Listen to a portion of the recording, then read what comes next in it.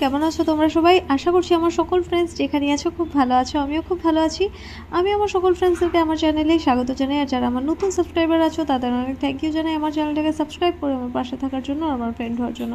আর যারা আমার নতুন ভিউয়ার্স আছো, মানে যারা আমার ব্লগ দেখছো অথচ আমার চ্যানেলটাকে এখনও সাবস্ক্রাইব করছো না, তাদের আমি বলবো কেন করছো এরকম করে দাও। এবার শ্রাবণ মাস চলে এসছে, এবার তোমার চ্যানেলটাকে সাবস্ক্রাইব করে আমার ফ্রেন্ড হয়ে যাও প্লিজ। তো আমি তোমাদের ফ্রেন্ড সোনালি, তোমাদের সকলকে আমাদের এই ছোট্ট ফ্যামিলিতে ওয়ার্ম ওয়েলকাম জানিয়ে ব্লগটাকে এখান থেকে স্টার্ট করছি। তো আজকে হচ্ছে শ্রাবণের প্রথম সোমবার, তো ঘরের সব রান্নাবান্না সেরে দেখো এখানে ঠাকুর পুজো দিয়ে দিচ্ছি। এরপর যাব মন্দির। তো ফার্স্ট আমি স্নান করিয়েছি ঠাকুরকে, আর এরপর মা স্নান করিয়েছে। গ্রিন গ্রিন চুড়ি পরে নিয়েছি, কেমন লাগছে কমেন্টসে জানিও। আর এই পুরো শ্রাবণ মাস আমি ভেবেছি ভেজ খাবো, আমরা তো নন ভেজিটেরিয়ান তোমরা জানো। তবে শ্রাবণ মাসটা আমি পুরো ভেবেছি, মার বাবা না, আমি পুরো ভেজ খাবো, ঠিক আছে। তো দেখো মা পুজো দিয়েছে, এরপর আমরা রেডি হয়ে বেরিয়ে যাব। তো খুব বৃষ্টি পড়ছে জানো তো, আজকের দিনটা ভীষণ মানে মেঘ করে আছে। তো এই যে পুজো দিয়ে বেরিয়ে পড়েছি, এত বৃষ্টি যেন কিচ্ছু পাওয়া যাচ্ছিল না।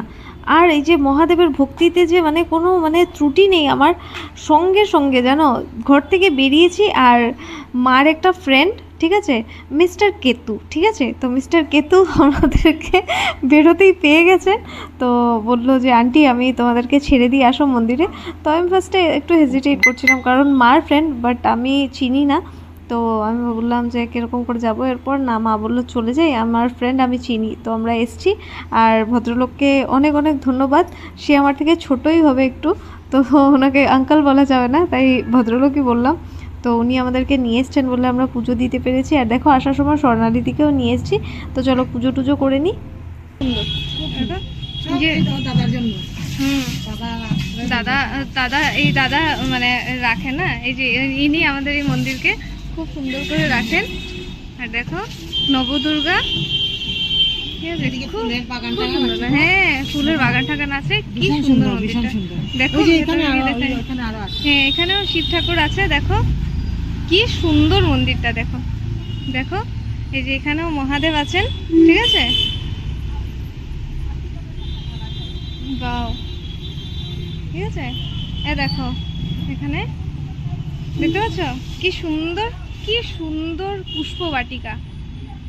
দিদি এটাকে তো পুষ্প বাটিকাই বলবো, এটাকে তো পুষ্প বাটিকাই বলবো, পুষ্প বাটিকাই বলবো। কি সুন্দর, কি সুন্দর মন্দিরটা, এত কাছে কিন্তু আমি কোনোদিন আগে আসিনি।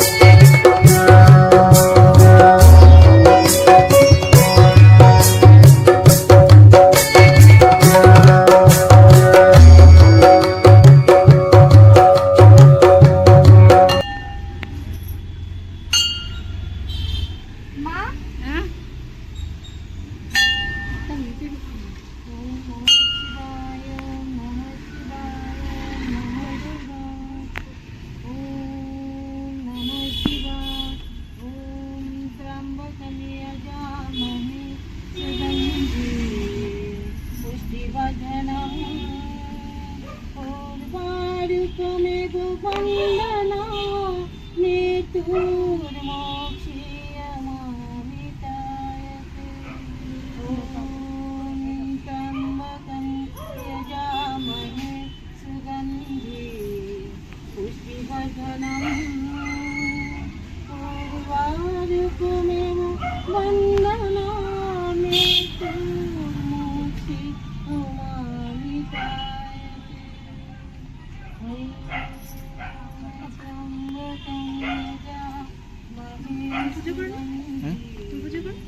সব রেখে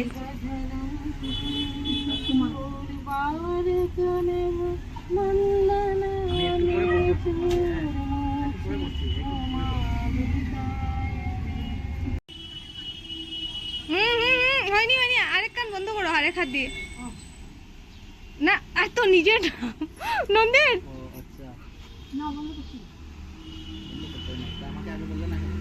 আমি দেখিনি তো, আমার বলে দেবে। আরেকটা না বন্ধ করলে তো কান দিয়ে বেরিয়ে যাবে। আমি জানতাম না।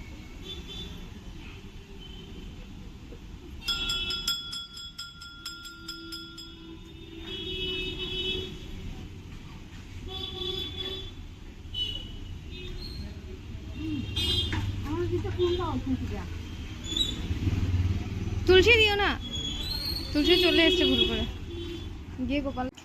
মার ফ্রেন্ডকে অশেষ ধন্যবাদ, মানে আমাদেরকে নিয়েও গেছে, আবার ঘরে ড্রপ করেও দিয়েছে। এরপর আমরা ওনাকে রিকোয়েস্ট করেছি যে উনি যেন ঘরে এসে চা খেয়ে যান। তো মিস্টার কেতু ঘরে এসছেন, এসে মায়ের সাথে অনেক গল্প টল্প করেছেন। তারপরে স্বর্ণা দিদির সাথে তো রাস্তাতেই অনেক কথা হয়েছে, এরপর বৌদির সাথে অনেক গল্প করেছেন। তো আমি এরপর চলে এসেছিলাম ইস্কনে এসে একটু ঠাকুরের দর্শন করে নিলাম, মহাদেবেরও দর্শন করলাম। আর এসেছিলাম পুরী নিতে। তো এসছি যখন, আমি তো পুরী খাবো না, তাই যখন প্যাকিং হচ্ছিলো তো আমি ওপরে এসে একটু মানে ঠাকুর দর্শন করে এরপর দেখো পুরী নিয়ে বাড়ি যাচ্ছি। এরপর এসেছিলো সারার বৌদি, আর সারার দুষ্টুমি তো কী বলবো, মায়ের ফ্রেন্ডকে টাটা করছে বাট আমাকে করছে না। যাই হোক, আজকের ব্লগটা এতটাই রাখছি। আশা করছি আজকের ব্লগটা তোমরা এনজয় করেছো। আজকের ব্লগটা তোমাদের ভালো লেগে থাকলে অবশ্যই লাইক কমেন্ট শেয়ার করো।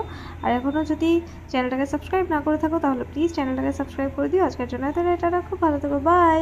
আইতে ওর নমস্কার দিছে বাঘ বাগিনী কইছে, বাঘে কইছে যে আমার 12 বছর পরে আমার বাগিনীরে খুঁজেইয়া পাইছি, খালি আপনার লাগিয়া।